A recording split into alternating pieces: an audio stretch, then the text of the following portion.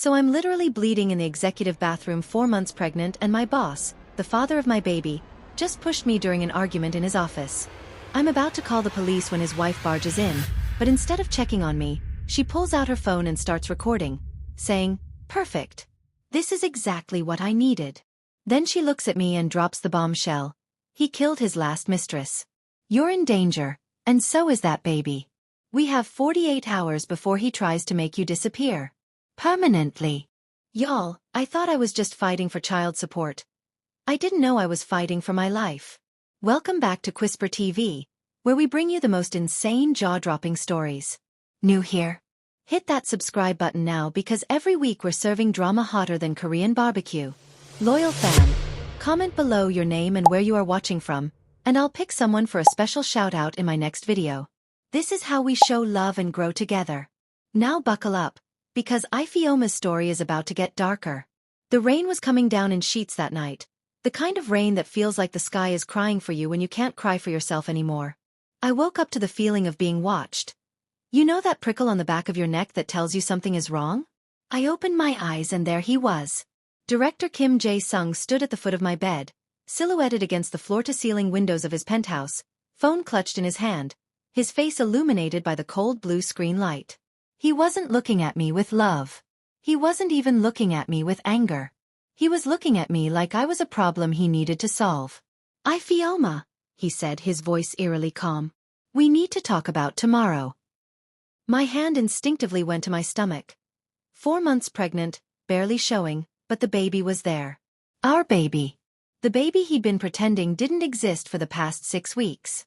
"What about tomorrow?" I asked, sitting up slowly. Every nerve in my body was screaming danger, but I was still half asleep, still confused, still believing that the man I'd fallen in love with was somewhere inside this cold stranger. He walked closer, and I could see his face clearly now. His jaw was set, his eyes hard. This was Director Kim in CEO mode, the man who fired people without blinking, who crushed competitors, who built an empire on ruthless decisions. "I've arranged everything," he said, sitting on the edge of the bed. "Tomorrow morning, 9 a.m., you have an appointment at a private clinic in Gangnam. Dr. Lee is expecting you. It's all taken care of." My blood ran cold. What kind of appointment? He didn't even have the decency to look ashamed. "A procedure. To terminate the pregnancy. It's a simple thing, Ifeoma. You'll be in and out in 2 hours. The doctor is discreet, the best in Seoul. He's handled similar situations for me before." Similar situations. Similar situations. Those 2 words hit me like a slap across the face. I wasn't the first. Of course I wasn't the first. How could I have been so stupid? "You mean you've done this before?" I whispered. "You've gotten other women pregnant and forced them to." "I didn't force anyone," he interrupted sharply. "I provided a solution to a mutual problem. And they were grateful for it. Smart enough to understand that this is the best option for everyone involved." I stared at him like I was seeing him for the first time. And in a way I was.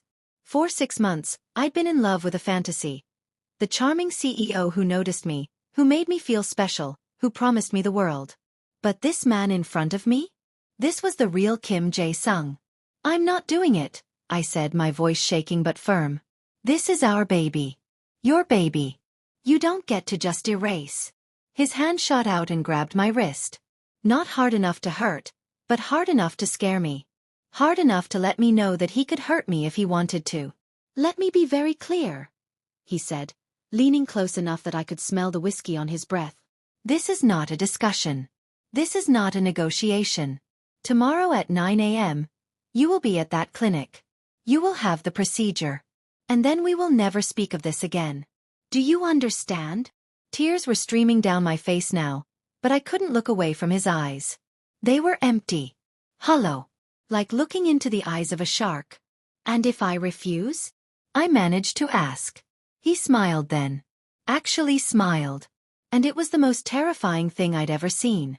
"Then I'll make you disappear, Ifeoma. Just like I made the others disappear. You're in my country, in my apartment, working at my company on a visa that I sponsored. With one phone call, I can have you deported. With another, I can make sure you never work in marketing again anywhere in Asia. With a third. He paused, letting the threat hang in the air. Well, let's just say Seoul is a big city. Accidents happen all the time. Especially to foreigners who don't know how things work here. My entire body went numb. This wasn't happening. This couldn't be happening. 6 months ago, I was in Lagos, celebrating my new job offer, dreaming of success and adventure in Seoul. Now I was trapped in a penthouse with a man who was casually threatening my life. I see you understand now, he said, releasing my wrist and standing up. Good. Get some rest.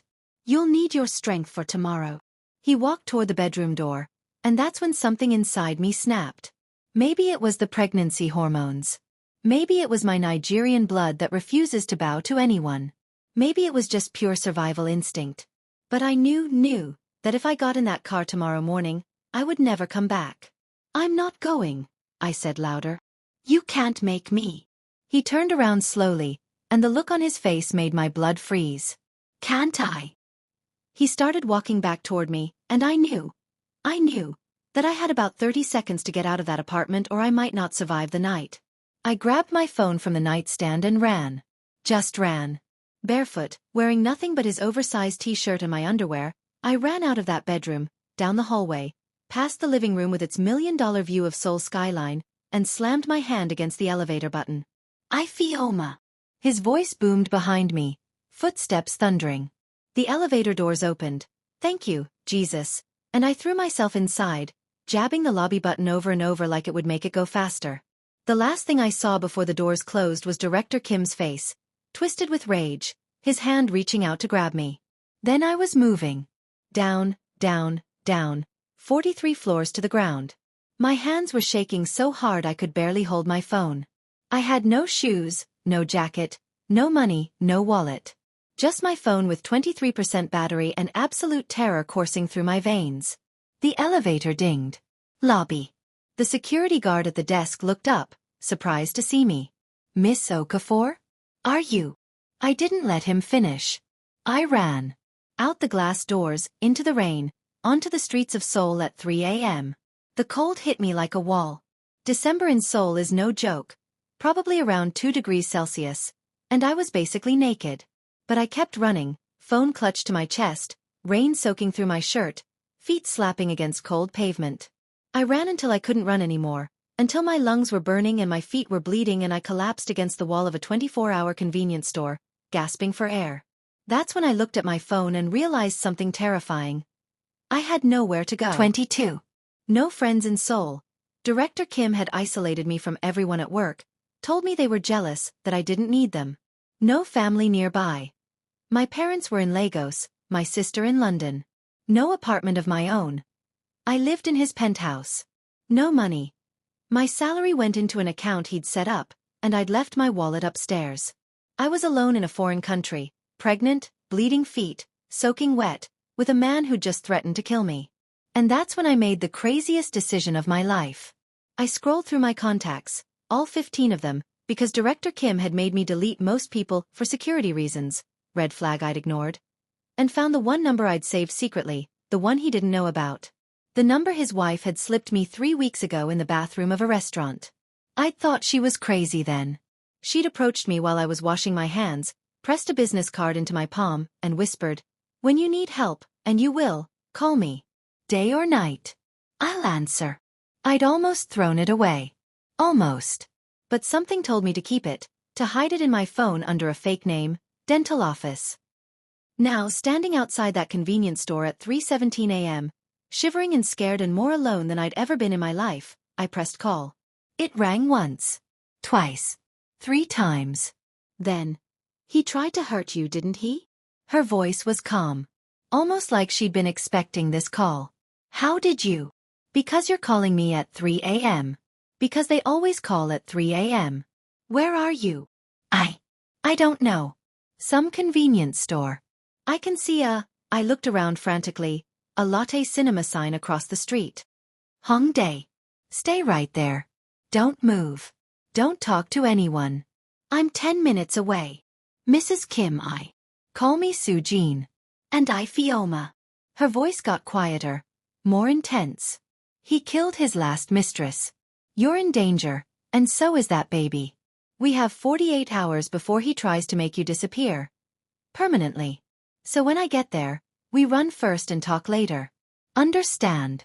The line went dead. I stood there, rain pouring down, phone pressed to my ear, those words echoing in my head. He killed his last mistress. And that's when I knew. My sole dream had become a nightmare, and I was about to fight for my life. Sujin pulled up exactly 9 minutes later in a black Mercedes sedan, engine running, passenger door already open. Get in. Now. I didn't hesitate. I threw myself into the car, and before I'd even closed the door, she was driving. Fast. Weaving through empty Seoul streets like she'd done this before. I looked at her for the first time. Really looked at her. Kim Soo-jin was beautiful in that intimidating Korean way. Perfect skin, sharp cheekbones, designer clothes even at 3 a.m. But her hands on the steering wheel were shaking, and her eyes kept flicking to the rearview mirror like she expected someone to be following us. Are you hurt? She asked without looking at me. My feet are bleeding. But I'm okay. The baby's okay. She nodded. We need to get you somewhere safe. Somewhere he can't find you. Mrs. Kim. Soo-jin, she corrected firmly. If we're going to survive the next 48 hours, we're not doing the formal Korean hierarchy thing. We're two women fighting a monster. Call me Soo-jin. Okay. Soo-jin. I swallowed hard. You said he killed someone. His last mistress. What did you mean? She was quiet for so long I thought she wasn't going to answer. Then she pulled the car into an underground parking garage I didn't recognize, parked in a dark corner, and turned off the engine. In the sudden silence, I could hear both of us breathing. Her name was Mei Lin, Soo-jin said finally. She was Taiwanese. 24 years old. Worked in our Singapore office as a junior analyst. He recruited her personally for a special project in Seoul. She moved here in January 2022. My stomach twisted. The pattern was already familiar. By March, they were sleeping together. By June she was pregnant. Soo-jin's voice was flat, emotionless, like she was reading a police report. She told him in July. He told her the same thing he told you tonight. Go to the clinic, take care of it, we'll never speak of it again. Did she refuse? I whispered. She did more than refuse. She threatened to go to the board of directors. To expose him. To sue for paternity. Soo-jin pulled out her phone and started swiping through photos. On August 15, 2022, Mei Lin's body was found floating in the Han River. The official report said accidental drowning. But look at this. She handed me the phone. The first photo was of a young woman with a bright smile, holding a bubble tea, Seoul Tower in the background. She was beautiful, petite, long dark hair, eyes full of life. The second photo made me gag. It was a crime scene photo. Mei Lin's body on a metal table. Bruises around her throat. Her lips blue. Her eyes still open. Oh my God, I breathed. The police ruled it accidental because Jae-sung has connections everywhere. The chief of police, the medical examiner, half the judges in Seoul. He either owns them or has dirt on them. Soo-jin took the phone back, her jaw clenched. But I hired a private investigator. The autopsy showed she had water in her lungs, yes, but also signs of strangulation. Someone held her under. Someone drowned her. I felt like I was going to throw up. And you think Director Kim? I don't think. I know. Soo-jin's eyes met mine, and they were blazing with controlled fury. Because Mei Lin wasn't the first, Ifioma. She was the seventh. The parking garage started spinning. Seventh. 7 women in 10 years. All foreigners. All young. All recruited by him personally. All isolated from their families and friends. All had affairs with him. And all of them either disappeared or died under mysterious circumstances when they became inconvenient. She pulled out a tablet this time, opened a folder, and started showing me files. So many files. Fatima Hassan, Egyptian, 2021. Medical complications during a routine procedure at a private clinic. The same clinic he wanted to send you to tomorrow. Swipe. Woman number 7. Mei Lin. Drowned. Soo-jin closed the tablet and looked at me with eyes that had seen too much pain. And now you're number 8. I couldn't breathe. Couldn't think. The man I'd been sleeping with, the man whose baby I was carrying, was a serial killer. Why didn't you go to the police? I finally managed to ask. With what evidence? Sujin laughed bitterly. He's covered his tracks perfectly. Different countries, different circumstances, different methods. No pattern that would hold up in court. And like I said, he owns half the police force. I tried reporting my suspicions after Mei Lin. You know what they did? They sent the report directly to him. He came home that night and... She touched her wrist unconsciously, and I saw the faint scar there. Let's just say he made it very clear what happens to wives who betray their husbands. Then why did you stay? The question came out before I could stop it. Because I was building a case. Her voice turned steel hard. For 5 years, I've been documenting everything. Every affair. Every suspicious death. Every shady business deal. Every offshore account. Every bribe. Every threat. I've been playing the obedient Korean wife while secretly becoming his worst nightmare. She pulled out a small USB drive from her purse. This drive contains enough evidence to put him away for life. Financial fraud, money laundering, tax evasion, bribery, conspiracy, and 7 counts of murder. I've got bank records, recorded conversations, testimony from witnesses he thought he'd silenced with money, forensic evidence my investigator uncovered that the police missed. Then why haven't you used it? I asked. Because I needed one more thing. One piece of evidence that would make it undeniable. Something recent. Something he couldn't dismiss as old history or fabrication. She looked at me meaningfully. I needed a living witness.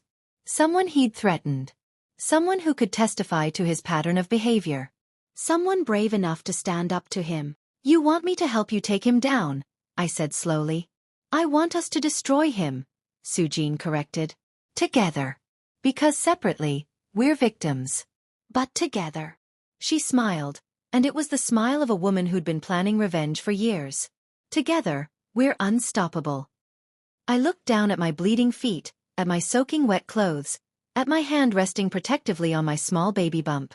48 hours ago, I was a marketing executive worried about quarterly reports. Now I was sitting in a parking garage with my lover's wife, learning that I was dating a serial killer, being asked to help bring down a multi-million-dollar corporate empire. This was insane. But you know what was more insane? The alternative. Going back to Lagos, looking over my shoulder forever, wondering when he'd find me. Raising my daughter, I somehow knew it was a girl. Knowing that her father was a monster and I'd been too scared to stop him. Living with the knowledge that I could have saved the next woman, because there would always be a next woman, and I chose silence. I looked at Sujin, really looked at her. She'd suffered for 5 years, stayed married to a killer, collected evidence, put herself in danger, all for this moment. All to stop him. What do you need me to do? I asked. Her smile grew wider. First, we get you cleaned up and somewhere safe. Then we go to war. She started the car again, and as we pulled out of the parking garage into the rainy Seoul night, I realized something. I came to Korea looking for a career. I was about to get a masterclass in revenge instead. And honestly, I was here for it. Sujin drove us to a small apartment in Itaewon, the international district of Seoul. It was the kind of place that blended in perfectly. A middle-floor unit in a building full of foreigners, expats, and people minding their own business. This is my investigator's safe house, she explained as we took the stairs instead of the elevator. No cameras, paid in cash, utilities under a false name. Jae-sung doesn't know it exists. Inside, the apartment was sparse but functional. 1 bedroom, a small living area, a bathroom, and a kitchen stocked with instant ramen and bottled water. Shower first, Sujin ordered, pointing to the bathroom. I'll find you clothes. We're about the same size. 20 minutes later, I was clean, bandaged, and wearing designer sweatpants that probably cost more than my entire wardrobe back in Lagos. Sujin had also showered and changed, and now we sat across from each other at the small kitchen table, each holding a cup of tea. For a moment, we just looked at each other. Wife and mistress.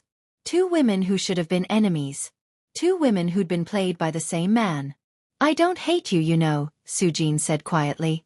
I did at first. When I found out about you 6 months ago. 6 months?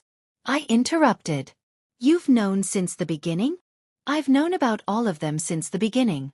I have trackers on his cars, his phone, his laptop. I know every restaurant he takes you to, every hotel room, every lie he tells both of us. She sipped her tea calmly. I watched him seduce you the exact same way he seduced the others. Same script. Same moves. Same promises. I felt sick. Then why didn't you warn me? Would you have listened? She raised an eyebrow. If a stranger, the wife, had approached you in month 1 and said, "He's a serial killer, run," would you have believed me? Or would you have thought I was just a jealous, bitter woman trying to sabotage your relationship? She had a point. I probably would have run straight to Director Kim and told him his crazy wife was harassing me.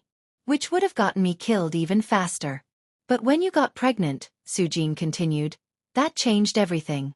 None of the others got far enough along to show. He always dealt with it early. But you're 4 months now. Soon you'll be showing. Soon the whole company will know. And Jae-sung can't risk that. So he decided to force me to abort, I finished. Or kill you trying. That clinic he wanted to send you to? Dr. Lee Young-ho. He's been Jae-sung's personal physician for years. Very good at making complications happen during routine procedures. She said it so matter-of-factly that I had to remind myself we were talking about murder. Fatima Hassan, woman number 6, she went to that clinic, I said, remembering. Sujin nodded. Went in for a simple DNC. Never woke up from anesthesia. The official cause of death was rare allergic reaction to medication. Her family tried to sue, but Dr. Lee's lawyers buried them in paperwork until they gave up and went back to Egypt. I put my hand on my stomach instinctively. My baby and I would have been number 8 and 9. Yes. We sat in heavy silence, letting that sink in. Finally, I asked the question that had been burning in my mind. Why did you stay married to him? Why not just divorce him and expose him that way? Sujin's laugh was sharp and bitter. Because in Korea, divorce means I get nothing. Especially if I'm the one asking for it. Our prenup is ironclad. If I initiate divorce for any reason other than provable physical abuse resulting in hospitalization, I walk away with exactly 0-1. No money, no property, no shares in the company. 20 years of marriage, and I'd be left with nothing. That's insane. That's Korea. Or at least, that's the Korea his lawyers created for me. She set down her teacup with controlled precision. But if he goes to prison? If the company goes bankrupt because of his crimes? If everything he owns is seized as proceeds of criminal activity? She smiled coldly. Then I'm not a divorcee. I'm a widow. A victim. And I inherit everything that isn't confiscated by the government. The pieces were clicking together. You're not just trying to stop him. You're trying to destroy him and take everything he's built. Exactly. He took 20 years of my life. He took my dignity. He took my ability to have children. I had 3 miscarriages because of the stress of knowing what he was. Her voice cracked for the first time. So yes, Ifioma. I'm going to take everything from him. His freedom. His empire. His reputation. His legacy. And I'm going to make sure he spends the rest of his life in a prison cell thinking about how 2 women he underestimated brought him down. I'd never heard anything more beautiful in my life. Okay, I said, leaning forward. Tell me the plan. Sujin pulled out her tablet again and opened a detailed timeline. We have 48 hours before he starts actively hunting you. Right now, he probably thinks you're scared and hiding somewhere in Seoul, and you'll come crawling back. He doesn't know you're with me. That's our advantage. What happens in 48 hours? He'll report you missing. He'll tell the police you're unstable, mentally ill, possibly dangerous to yourself and others. He'll use his connections to get immigration involved. They'll flag you as an overstayed visa, cancel your work permit, put out a deportation order. She tapped through screens showing official-looking documents. I've seen him do this before. By hour 72, you'll be completely isolated. No legal status, no rights, no way to fight back. Unless we move first, I said. Unless we move first, she agreed. We need to gather evidence of his direct threat to you, get it on record, and go public before he can spin the narrative. Then, while he's dealing with that scandal, we drop the bombshell about the other 7 women and the financial crimes. How do we get him on record threatening me? Sujin's smile turned predatory. You go back. My blood went cold. I'm sorry, what? Tomorrow afternoon, you go back to him. Apologize. Tell him you were scared and emotional, but you've thought about it and you'll go to the clinic. Act compliant. Play the role he expects. You want me to walk back into the lion's den? I want you to walk in wired, she corrected. I have recording equipment that's completely undetectable. You wear it, you get him talking about the clinic, about handling the problem, about what he'll do if you refuse. We need him saying incriminating things in his own voice. And if he realizes what I'm doing, then I'll be right outside with security on standby. At the first sign of danger, we extract you. She pulled out her phone and showed me an app. This is a panic button. One press and we come in. But Ifioma, I need you to understand. This is dangerous. He's killed 7 women. He won't hesitate to make you number 8 if he suspects anything. I should have said no. Any sane person would have said no. But I kept thinking about Mei Lin, about Priya, about Yuki and Anna and Sarah and Fatima and Li Wei. I kept thinking about all the women who didn't survive Kim Jae-sung. And I thought about my baby. My daughter who deserved to grow up in a world where her mother was brave. I'll do it, I said. Sujin reached across the table and squeezed my hand. Thank you. You're stronger than you know. I'm terrified, I admitted. Good. Fear keeps you alert. Fear keeps you alive. She stood up. Now get some sleep.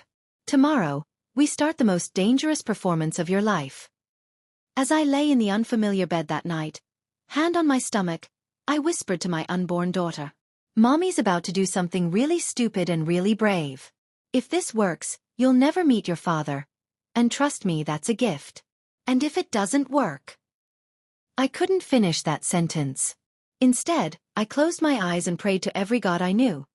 Christian, traditional, Korean shamans, whoever was listening, to keep us alive for the next 48 hours. Because tomorrow, I was going back to face the monster. And only one of us was walking out alive, putting on a show. Morning came too fast. Sujin woke me at 6 a.m. with coffee and a game plan. We had 3 hours before the clinic appointment Director Kim had set for me. The appointment I was supposed to attend before I knew what would happen there.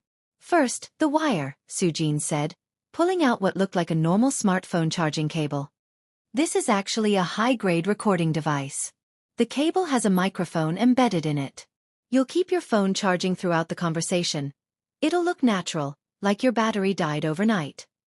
She handed me a phone I'd never seen before. This is a clean phone. Untraceable. Your regular phone is probably being tracked by Jae-sung's IT team. This one has the panic button app pre-installed. Red icon. Bottom right. One tap and security comes in. Who's the security? I asked. Former Special Forces.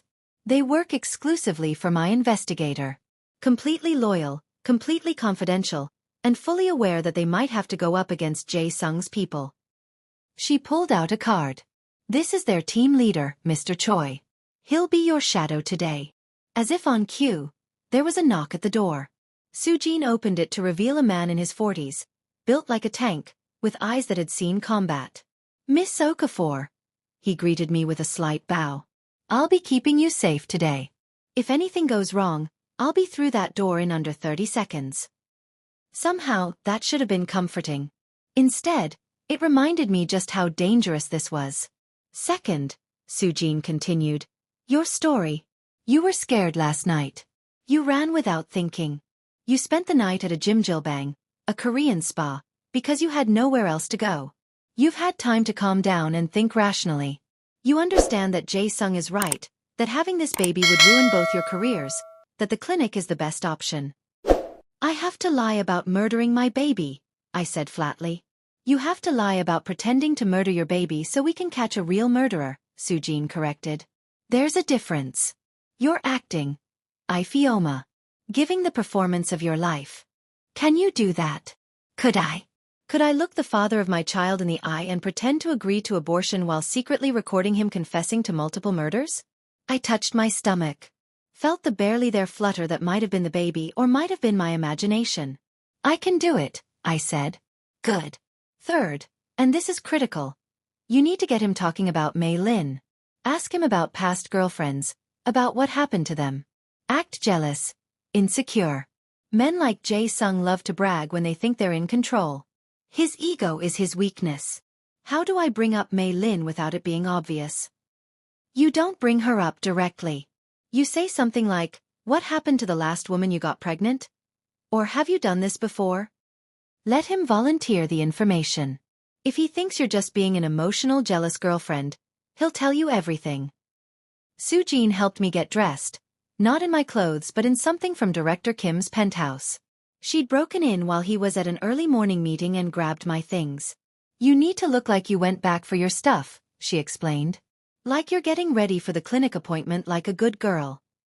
The clothes felt like a costume. Everything about this felt like a costume. But I put on my game face, the same face I'd used to land this job in the first place, the face that smiled through Lego's corporate sexism, the face that got me through my first months in Seoul. By 8:30 a.m., I was ready. Phone charging cable connected. Clean phone in my purse. Story memorized. Mr. Choi positioned outside Director Kim's office building. Soo-jin looked at me one last time. Remember, you're not a victim anymore. You're a spy. You're gathering intelligence. You're saving lives. You're a warrior. I nodded, even though my hands were shaking. And Fioma? She grabbed my shoulders. If it goes wrong, if he tries to hurt you, run. Don't be a hero. Just run. We can find another way. I'll be okay, I said, trying to convince both of us. I took a taxi to the Tech Vision building, the gleaming glass tower that had represented all my dreams 6 months ago. Now it looked like a prison. The lobby was familiar. The elevator was familiar. The top floor executive suite was familiar.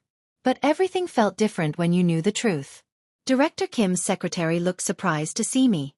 Miss Okafor. Director Kim said you were ill and wouldn't be in today. I'm feeling better, I said with a smile that didn't reach my eyes. Is he available? She checked her computer. He has a meeting at 9:30, but he's free now. Let me buzz him. A moment later, his voice came through the intercom. Send her in. This was it. I walked through those familiar double doors into his corner office. The office where we'd had our first kiss, where he told me he was falling for me, where just 12 hours ago he'd threatened my life. Director Kim stood by the windows, looking out at Seoul's skyline. He didn't turn around when I entered. Close the door, he said quietly. I did, my heart hammering so hard I was sure he could hear it. I'm sorry about last night, I started, keeping my voice small and apologetic. I was scared and emotional. I wasn't thinking clearly. He turned then, and his face was unreadable. Where did you go? A Jimjilbang in Hongdae. I needed space to think. For 8 hours. His eyes narrowed. You didn't answer any of my calls. My phone died.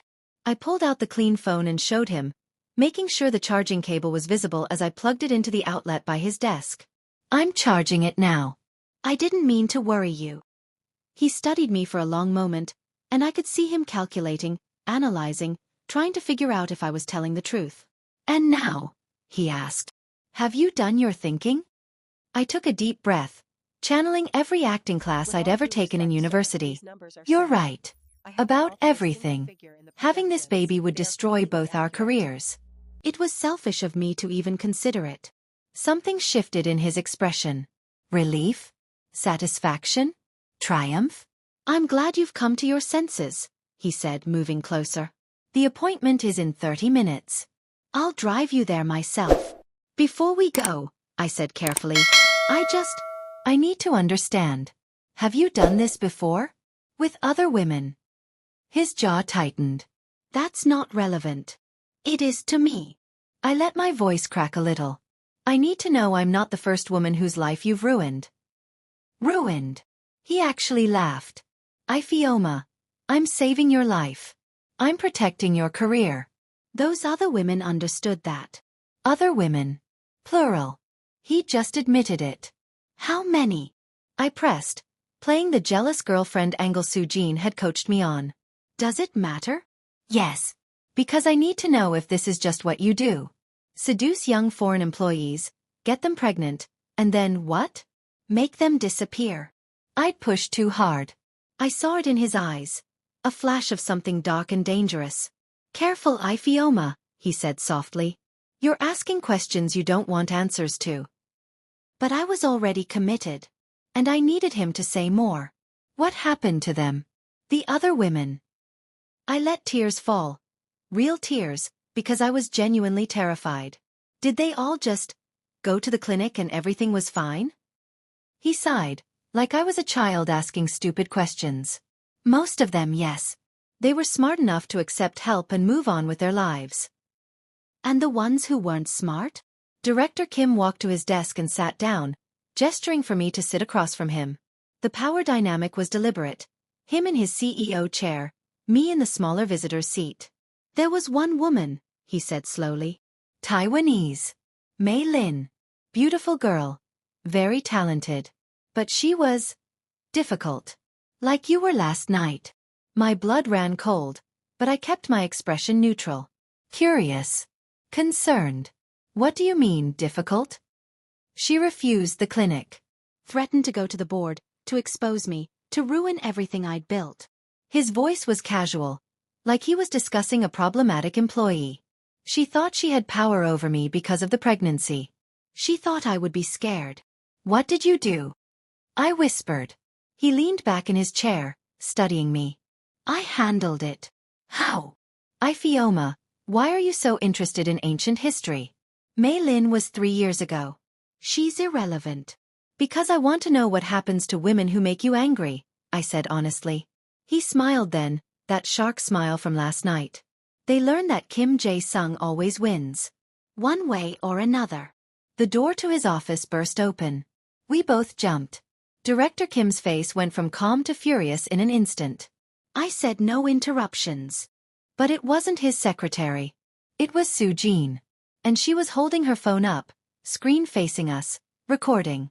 Keep talking, husband, she said with ice in her voice. Tell her what you did to Mei Lin. Tell her how you handled it. Tell her how you drowned a pregnant woman in the Han River. The color drained from Director Kim's face. Sujin, what are you?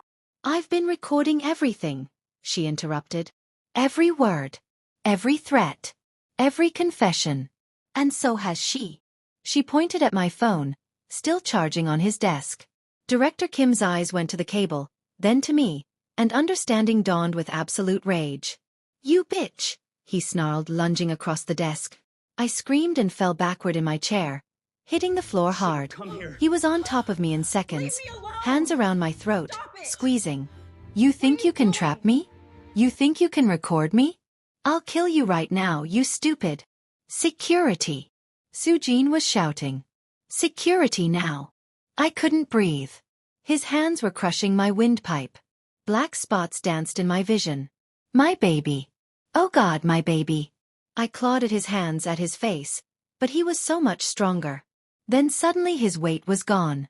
Mr. Choi had burst through the door and literally thrown Director Kim across the room. 2 other security guards poured in, restraining him as he screamed and fought. Let go of me. Do you know who I am? I'll have your jobs. I'll have you deported. You'll shut up and wait for the police, Sujin said calmly, kneeling beside me. Ifioma, can you breathe? I gasped for air, throat burning. The baby. We're getting you to a hospital. Right now. Did you get it? I managed to croak. She held up her phone with a grim smile. Every word. Including him confessing to murdering Mei Lin. Director Kim stopped struggling. His face went from rage to realization to absolute terror. That won't hold up in court, he said desperately. That's entrapment. Illegal recording. My lawyers will. Your lawyers will be busy defending you against 7 counts of murder, Sujin said. Because I'm not just using this recording. I'm using 5 years of evidence. Bank records. Forensic reports. Witness testimony. Communications with Dr. Lee about handling complications. Offshore accounts. Bribes to police officers. Everything. She pulled out the USB drive and held it up like a trophy. This is the end, Jae-sung. Your empire is over. Your freedom is over. Your life as you know it is over. The police arrived 6 minutes later. By then, I was sitting in Director Kim's leather chair, the one that had symbolized his power, while he sat on the floor in handcuffs, surrounded by security. The role reversal was poetic. Detective Park Ji-hoon took one look at the scene and let out a low whistle. Mrs. Kim. We've been waiting for your call for 3 years. I needed to build an airtight case, Soo-jin said. Now I have it. She handed him the USB drive and both phones. Everything you need is here. 7 murders. Financial fraud. Conspiracy. Bribery. All documented. Detective Park turned to Director Kim. Kim Jae-sung, you're under arrest for the murders of Lee Wei, Priya Sharma, Yuki Tanaka, Anna Santos, Sarah Mitchell, Fatima Hassan, and Mei Lin. You have the right to remain silent. This is ridiculous. Director Kim shouted. I'm one of the most powerful men in Seoul. You can't just arrest me based on some fabricated evidence from my vindictive wife and my psychotic mistress. Actually, Detective Park said with satisfaction, we can. We've been investigating Mei Lin's death for 2 years. Your wife's evidence just gave us everything we needed to reopen all 7 cases. As they hauled Director Kim to his feet, he looked at me with pure hatred. You'll regret this, he hissed. Both of you. I have people. I have money. I'll destroy you from inside prison. No, I said, finding my voice despite my bruised throat. You won't. Because the thing about women you underestimate? We remember. We document. And we don't forgive. Soo-jin stood beside me, and together we watched as they dragged Kim Jae-sung out of his own office, past his stunned secretary, past his horrified employees, into the elevator that would take him down, down, down. The last thing I saw before the elevator doors closed was his face. No longer powerful, no longer intimidating. Just a small, scared man who'd finally been caught. Media storm. The news broke within hours. Tech Vision CEO arrested in multi-murder scandal. Corporate Titan's dark secret. 7 women dead. Wife and mistress team up to take down serial killer. It was everywhere. Korean news, international news, social media, podcasts. Our faces were plastered across every screen in Seoul. I spent the first 3 days in the hospital. The attack had left bruises on my throat and caused some bleeding, but the baby, miraculously beautifully, was fine. The doctors said my daughter was a fighter. Just like her mother. Soo-jin never left my side. She fielded media requests, hired lawyers, coordinated with the police, and somehow still found time to bring me proper food because hospital food will kill you slower than Jae-sung but just as surely. We became an unlikely team. A friendship born from trauma and revenge.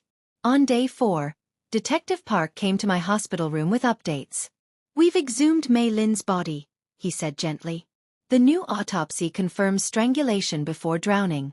We also found Dr. Lee's records. He's been running an illegal operation for years, handling complications for wealthy men who got their mistresses pregnant. He's already flipped and given testimony against Director Kim. What about the other women? I asked. We're reopening all 7 cases. 3 of the bodies are being exhumed. 2 of the missing women, Lee Wei and Sarah Mitchell. We've got international teams searching. Priya's family has filed a wrongful death lawsuit. Yuki's family is demanding a reinvestigation. He smiled grimly. Your bravery opened the floodgates, Miss Okafor. These families have been waiting years for justice. After he left, Soo-jin and I sat in silence. 7 families, I said softly. 7 women who didn't survive. 8 women who are getting justice, Soo-jin corrected. Because you survived. Because you fought back. Because you refused to be silenced. We fought back, I corrected. You spent 5 years building this case. I was the final piece. The most important piece. She squeezed my hand. The living witness. The proof that his pattern was still active. Without you, he might have wiggled out of the old cases. With you, he's done. The trial began 3 months later. By then, I was 7 months pregnant and showing prominently.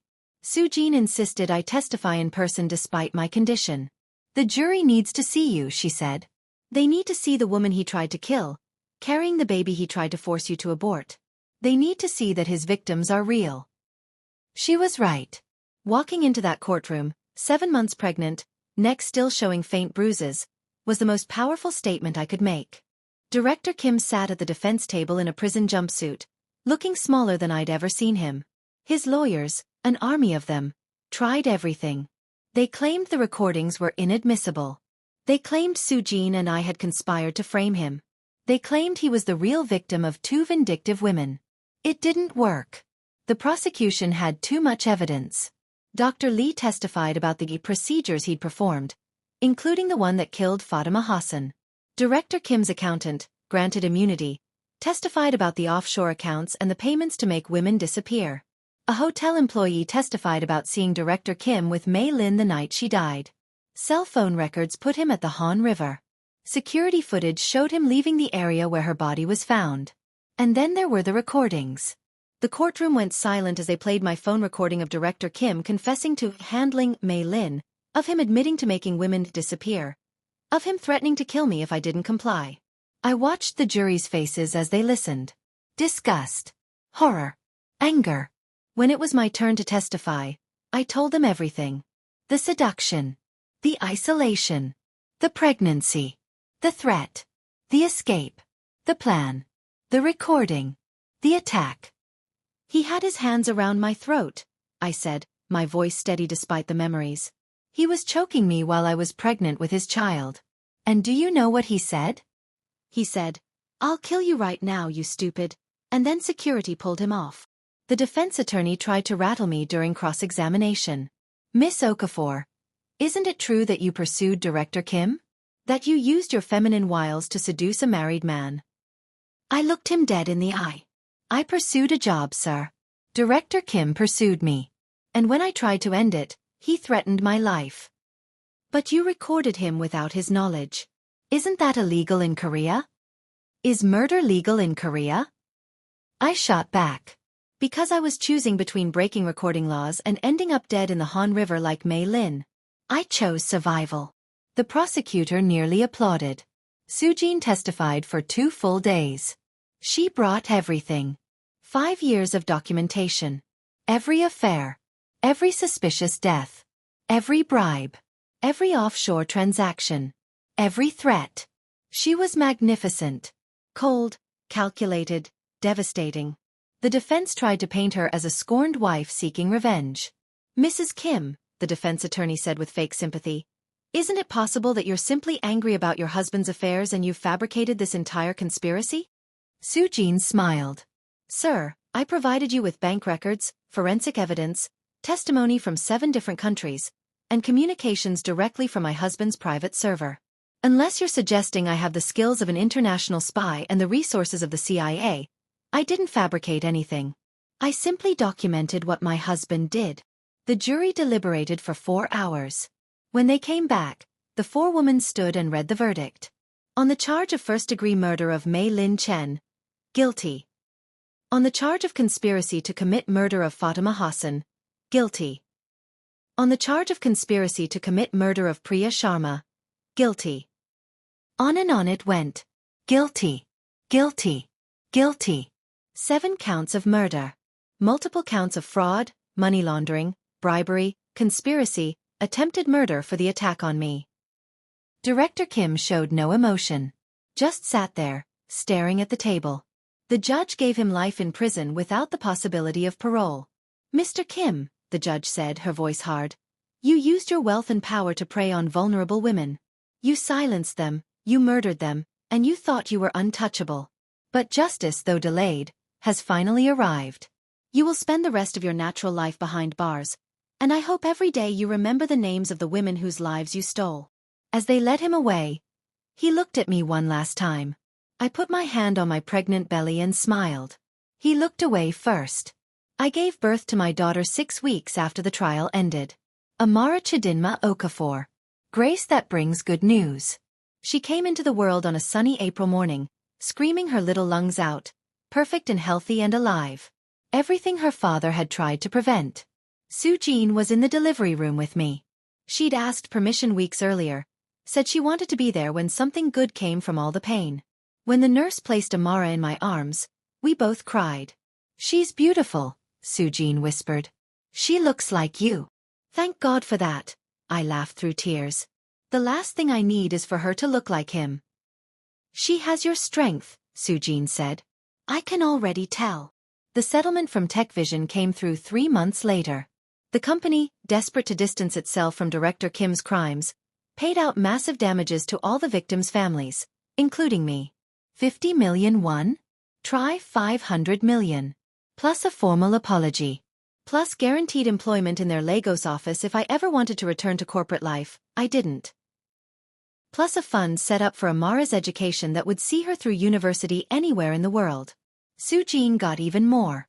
As the whistleblower who brought down the company's criminal CEO, she negotiated a settlement that gave her 30% of the company's stock and a seat on the board of directors. "I'm not leaving," she told me over coffee in my new apartment. A beautiful place in Itaewon that I'd bought with the settlement money. "I'm staying right here and making sure TechVision becomes a place where women are protected, not preyed upon." She was appointed as the new CEO 6 months later. First woman to ever hold that position in the company's history. The irony was not lost on anyone. As for me, I used my settlement to start a non-profit, Safe Haven Seoul.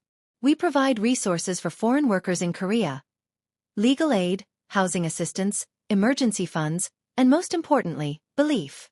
Because the number of women who came forward after Director Kim's trial was staggering. Dozens of women, Korean and foreign, who'd been harassed, assaulted, threatened, or abused by powerful men in corporate Korea. Women who'd been silent because they thought no one would believe them. Our trial changed that. It showed that powerful men can be held accountable. That women can win. That speaking up is dangerous but silence is deadlier. Within a year, Safe Haven Seoul had helped prosecute 12 other cases of workplace abuse. We'd gotten 4 women out of dangerous situations. We'd provided legal support for 2 major sexual harassment lawsuits. We were changing the culture. Slowly. Painfully. But changing it. Amara's first birthday party was beautiful chaos. My family flew in from Lagos. My parents, my sister, my aunties who'd prayed for me every day during the trial. Sujin was there with her new boyfriend, a kind, gentle professor who treated her like a queen. Detective Park came with his wife. Mr. Choi brought his security team and an obscenely large teddy bear. We celebrated in my apartment, eating jollof rice and kimchi side by side, mixing cultures and languages and laughter. "Look at what you've built," my mother said, watching Amara smash her birthday cake with pure joy. "Look at what you've survived." I corrected. "Look at what we survived." I looked around the room at all the women who'd supported me. My mother. My sister. Sujin. The volunteers from Safe Haven. The survivors we'd helped. An army of women who refused to be silent. "Mommy." Amara grabbed my leg with her chubby hands, cake smeared across her face. "Up." I picked her up, and she immediately smeared frosting in my hair. Everyone laughed. And I thought, this is what Director Kim tried to destroy. This joy. This life. This future. He failed. We won. They invited me to speak at the International Women's Conference in Seoul. 3 years after the trial, and I was standing on a stage in front of 2,000 people, telling my story. "I came to Seoul with dreams of career success," I said into the microphone. "I thought I was chasing a job. I didn't know I was running into a trap." The audience was silent, hanging on every word. Kim Jae-sung didn't choose me because I was special. He chose me because I was vulnerable. Young. Foreign. Isolated. Ambitious. The perfect victim. I paused. But here's what he didn't count on. Vulnerable doesn't mean weak. Applause rippled through the crowd. He thought he could silence me with threats. He thought he could kill me like he killed 7 other women. He thought he was untouchable. I smiled. He was wrong. I told them about Sujin. About the 5 years she spent building a case while playing the obedient wife. About her incredible bravery. "She taught me that revenge is a dish best served documented," I said, and the audience laughed. "But more than that, she taught me that women's greatest weapon is not violence, It's witness. When we tell our stories, when we believe each other, when we stand together, we're unstoppable. After my speech, dozens of women lined up to talk to me, to share their stories, to ask for advice, to thank me for speaking up. One young woman, maybe 23, with tears in her eyes, said, "My boss has been harassing me for months. I was going to quit and go home. But after hearing you, I'm going to report him instead. Do you need help?" I asked immediately. "I was hoping you'd say that," she smiled. I gave her my card. Safe Haven Seoul was now in 5 cities across Korea, with partnerships in 10 other Asian countries. We had lawyers, counselors, safe houses, and most importantly, we had proof that the system could work. That night, I had dinner with Soo-jin at the same restaurant where Director Kim had first told me he was falling for me. We'd reserved his favorite table. Out of spite. To revenge, Soo-jin raised her wine glass. I had sparkling water, pregnant with baby number 2.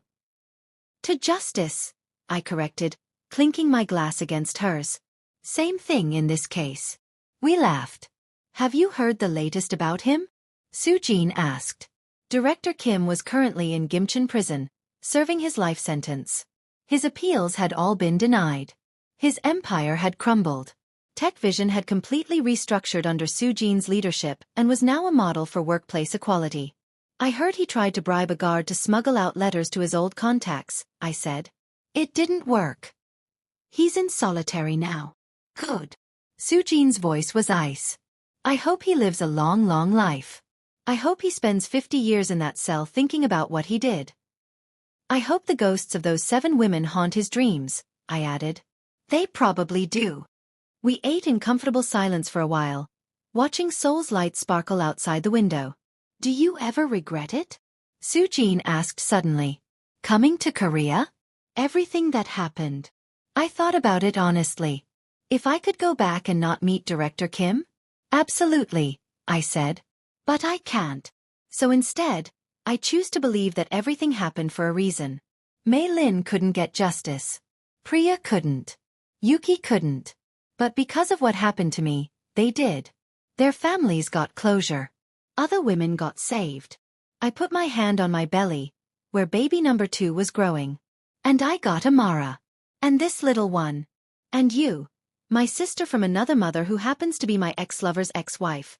Which is the weirdest friendship origin story ever. Soo-jin laughed. We should write a book. I'm already writing it, I admitted. It's called Soul Searching. How I Survived My Korean Boss. When it's published, I'm buying 1,000 copies and leaving them in every women's bathroom in Seoul. That's the spirit. We finished dinner and walked out into the Seoul night. The city looked different to me now. Not dangerous, not scary. Just a city. Full of good people and bad people, hope and despair, dreams and nightmares. I'd come here chasing success and found something more important. Survival. Strength. Purpose. Mommy. Amara's voice came from my phone. She was FaceTiming from my apartment where my sister was babysitting. Hi, baby. Are you being good for Auntie? I drew you. She held up a crayon picture of stick figures. This is you and this is me, and this is Auntie Soo-jin, and we're all happy. Out of the mouths of babes. We are all happy, I said, my heart full. We're very, very happy. After we hung up, Soo-jin and I stood outside the restaurant for a moment. Thank you, I said suddenly. For what? For believing me. For saving me. For being exactly what I needed when I needed it. Thank you, she replied. For being brave enough to walk into that office wearing a wire. For trusting me. For helping me finish what I started 5 years ago. We hugged, a real hug, not the polite Korean bow but a full Western embrace. 2 women who'd been through hell and came out the other side stronger. I closed my journal and looked out at Seoul's skyline. The city that had almost destroyed me, the city where I'd almost died, the city where I'd learned what I was truly capable of.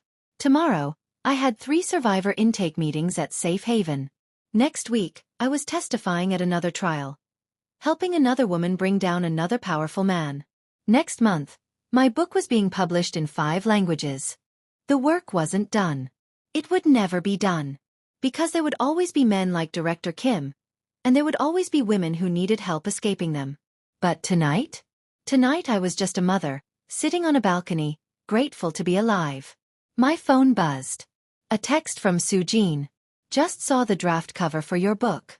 It's perfect. Director Kim is going to hate it. Which means we did something right. Smiling face with smiling eyes. I texted back. He can hate it from his prison cell. We're out here living. We won. Red heart. 3 dots appeared. Then. Damn right we did. Sleep well, sister. We've got more battles to fight tomorrow. Bring it on. We're ready. I put down my phone, looked up at the soul stars, and smiled. They tried to bury us. They didn't know we were seeds. And now? Now we were a whole damn garden. Quisper TV closing. So that's Ifeoma's story, fam. From corporate dream to survival nightmare to ultimate victory. Director Kim is currently serving life without parole in Gimcheon prison. Sujin is CEO of TechVision and one of the most powerful women in Korean business. Ifeoma runs Safe Haven Seoul, which has helped over 300 women escape dangerous situations. And Amara? She just started preschool, speaks 3 languages, and has no idea how badass her mother is. Yet, the lesson here? Never underestimate a woman with nothing left to lose. Never think you can silence someone by threatening them. And never, ever forget that women's greatest power is standing together. If you or someone you know is in a dangerous workplace situation, please reach out for help. You are not alone. You are not crazy. And you are stronger than you think. Drop a comment telling me what you would have done in Ifeoma's position. Hit that subscribe button if you want more stories of women who refuse to be victims. And remember, your story doesn't end with someone else's cruelty. Your story ends with your strength. This has been Quisper TV, and I'll see you in the next one. Stay safe. Stay strong. Stay surviving.